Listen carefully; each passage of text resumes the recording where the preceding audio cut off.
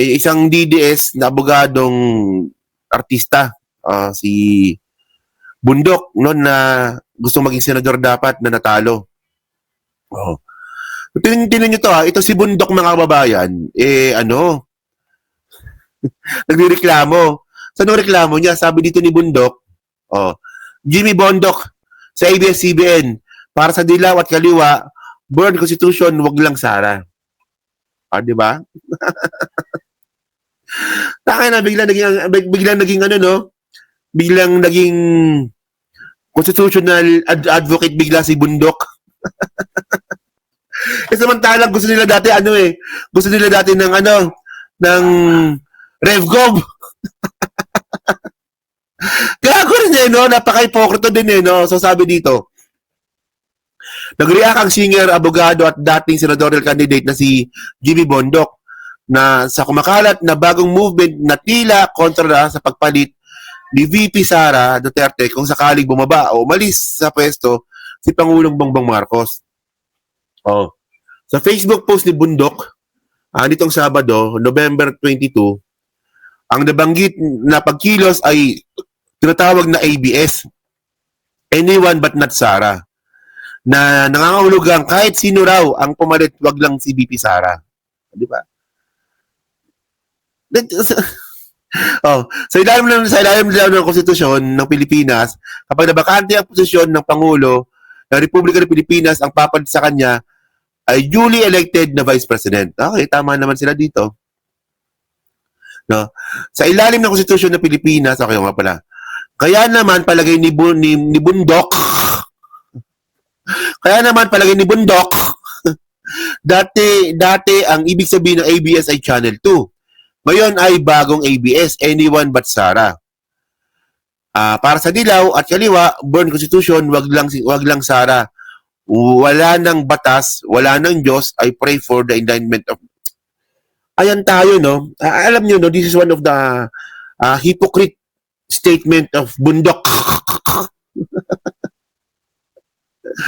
Napaka-important ni Bundok. Kasi the first place, mga kababayan, nung natapos na po yung termino ni Presidente Duterte noon, alam niyo ba yung huling sipa ng mga DDS? RevGov, Revolutionary Government. So, unconstitutional din po yun. So, pag kayo gumawa, okay lang. Pag iba gumawa, ayaw ninyo. Di ba? O sabi niya pa dito, para sa dilaw at kaliwa, burn the Constitution, wag lang Sara. Wala nang batas. Puta, nagre-reklamo pa ng walang batas. Nagpapatay nga kayo ng libo-libong Pilipino, walang batas, walang Diyos. Ngayon, tatakbo kayo sa Diyos. Samantalang dati, di ba binumura ni Digong yung Diyos? Gago rin si Bundok.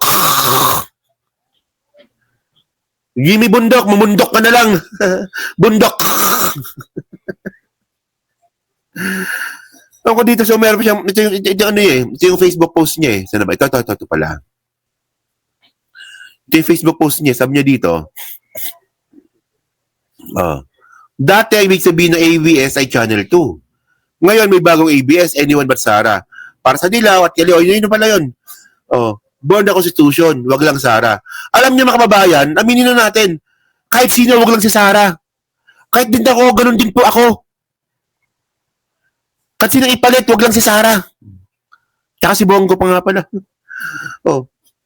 At, obvious ba naman ba, mga kababayan? Tinan ninyo. Hindi ba kayo nagtataka na kung bakit hindi nagtatagumpay yung kanilang mga destabilization movement? Nakailang rally na ba sila? Ang dami na, di ba?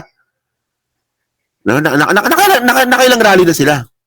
Kasi ang point dito, mga kababayan, hindi sila makakuha ng suporta, no, sa simbahan, sa sundalo, sa pulis, at saka sa mga dilawan. Ayan po ang mga nagpabasak, ayan po ang mga key ingredient kung bakit po nagtagumpay yung dalawang EDSA. Di ba? Kasi nandun po yung simbahan. EDSA 1 tsaka EDSA 2, di ba? Nandun ang simbahan. Andun ang mga dilawan. EDSA 1, EDSA 2, nandun din po yung dilawan. Sundalo tsaka pulis, nandun din po nung EDSA 1 tsaka EDSA 2. Di ba? Sino ba naman kasi pipili kay Sara? Tanga-tanga. Masisisi mo ba ang mga dilawan kung bakit ayaw nila kay Sara? Tanga-tanga. Di ba? Kasi ako naniniwala ako mga streetwise tuloy. Ako naniniwala po ako mga kababayan. No? Kung nakitaan sana natin ng talino si Sara, mukhang delikado talaga si PBBM. May mga susuporta talaga dyan. For example, si Sara ay hindi siya anak ni Digong. Di ba? Si Sara ay matalino. No? Si Sara ay magaling magsalita. Paano ba magsalita si Sara? Nagbabasa pa, di ba? Oh. Mga kababayan, pumunta po ako doon. Di ba? Kami ang apoy na hindi mapatay. Di ba? Tanga, men. Tanga. Oh.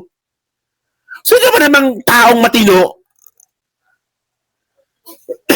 ang papayag na ganun katulad ni Sara ang papalit sa presidente? Tama, di ba? Oh, Shinimit, may papalit Shinimit. Di ba? Shinimit. Ano yun, Shinimit? Ano yun? Oh. Tinan ninyo. Oh. Nung si Cory ang naging presidente dahil po sa EDSA, naniwala po yung mga tao noon na si Cory malinis. Di ba? Ayun ang naging sandalan ng mga tao noon eh, kung bakit nagtagumpay yung unang EDSA eh. Si Cory malinis. Oo. Housewife, walang bayad ng korupsyon. Kaya naging presidente. Hindi ko lang alam kung totoo yun, pero ayun na paniniwala dati. Oh. Nung si Gloria naman po ay napaalis ng EDSA 2, nandiwala ang mga tao naman na si Gloria matalino. Kaya niyang iangat ang Pilipinas na hindi naman nangyari. Pero ayun pa paniniwala dati. Kasi andun po ako noon, EDSA 2, nandun po ako. EDSA 3 nandun ako, pro-ERAP ako noon. No. Bata pa ako noon eh. O si Sara ba, meron bang ganun si Sara? Na nakitaan ba nila ng, ay si Sara, mas okay si Sara kay PBBM kasi matalino. Hindi naman siya anak ni Digong. Magaling magsalita. Diba? Walang bahid ng korupsyon. Kung ganun sana si Sara, mga kababayan, no? Ako naniniwala po kung delikado si PBBM. Delikado si PBBM dito. Buti na nga lang kamo, hindi ganun. Tanga eh. Mukhang may saltik pa sa ulo. Buwang, oo, di ba? So, kaya po, hindi po nakuha ni Sara yung suporta po ng Dilawan. Importante yan, ang suporta ng Dilawan. Ang EDSA po, Dilawan po yan. Di ba? Ang Dilawan, simbahan, pulis tsaka sundalo. Di ba? So, ako ba dito? So ngayon, anong nireklamo mo, Bundok? Tinan mo yung post ni Bundok, no? So, anong nireklamo mo dyan? Kahit sino, wag lang si Sara. Oo, tama! Tama! Tama naman! Ganun talaga. Kahit sino, wag lang si Sara. Kasi nga po si Sara, tanga. Si Sara, bobo. Si Sara, may saltik sa ulo. Si Sara, bobo magsalita. Si Sara, may bahid ng korupsyon. Si Sara po mamamatay tao kasi anak siya ni Digong. O anyone but Sara. So, anong issue mo dito? Oh. So, kung yung issue mo dito eh tungkol sa unconstitutional, ginawa nyo rin naman yan. Huwag nga kayo magmalinis. Oh. Sabi niya pa dito, no, dultungan niya pa yan, eh. Sabi niya pa dito. So, comment section, may post niya, nilinaw ni Bundok na wala siyang issue sa ABS-CBN. Di ba? Lilinawin ko lang po. Wala akong issue sa ABS-CBN ngayon, ha? Ang post na ito ay tungkol sa lumalabag sa ligang batas.